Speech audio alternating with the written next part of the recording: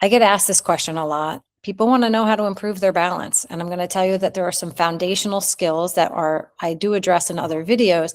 The first one is strength. That is your first go-to. And increase that lower body strength, upper body strength too, and the core, increase it. Once it's strong enough, then you work on power. And what's power? It's just, as I said previously, it's just strength with velocity. So strength with movement, quick movement. And then once you have that foundation, then your balance training can be either very interesting or very boring. I am a strong component of using agility training. That would be ladder drills. If you remember, think hopscotch, right? That's a great agility training, right? You hop 2 feet, then with 1, then with 2 feet, then with 1. So it's the same principle. You work with somebody on this, but they will give you direction, step in, step out, move fast, hop.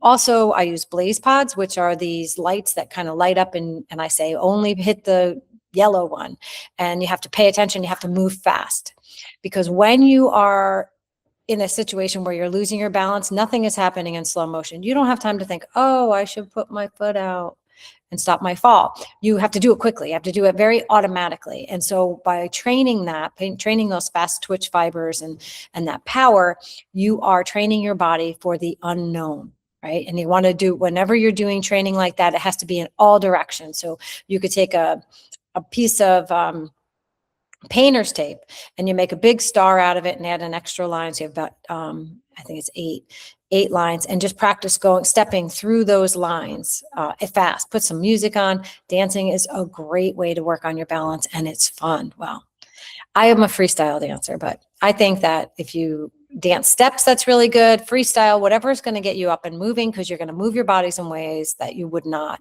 typically do. So that's my answer. Strength, power, agility. Good luck with that. Let me know if you have any questions.